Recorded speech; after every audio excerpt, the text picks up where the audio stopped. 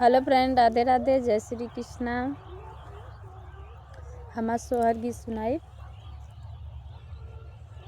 ऊंची ऊंची बखरी सासुर जी के तबौना बा, यार बहै तबौना बा, यार बहै हो। राजा धीरे धीरे बेनिया डोलवता, गरम मोहे लग, गरम मोहे लगई हो। अंगना में सुताए हमारी अम्मा ओ सरवा बा, हिनिया ओ सरवा बा, हिनिया हो। धाना चुरुरा चुरुर बेनिया डोल, शरम मोहे लग, शरम मोहे लगाई हो। धाना चुरुरा चुरुर बेनिया डोल, शरम मोहे लग, शरम मोहे लगाई हो। राजा बोलला हो बोलिया बोलहु नाही, जाना बोलहु नाही जानला हो।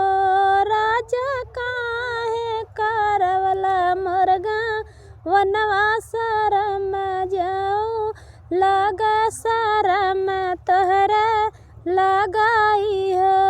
राजा काहे करवला मोरगा वनवा, शरम तोहरे लग, शरम तोहरे लगाई हो।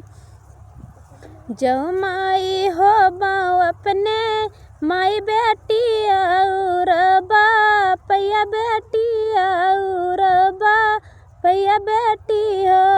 राजा 10 5 लाना हो, वही बे कहू नहीं देबे, कहू नहीं देबई हो। राजा 10 5 लाना हो, वही बे कहू नहीं देबे, कहू नहीं देबई हो। जो माई हो बाऊ अपने मैया बेटा और भैया बेटा और भैया बेटा हो। धाना से जिया परग नहीं धरब होरिला, कैसे होई है लालाना, कैसे होई है हो। धाना से जिया परग नहीं धरब लालाना, कैसे होई है लालाना, कैसे होई है हो। बहुत प्यारा सा सोहर गीत है। अगर अच्छा लगे लाइक किया, कमेंट किया, शेयर किया। बाय।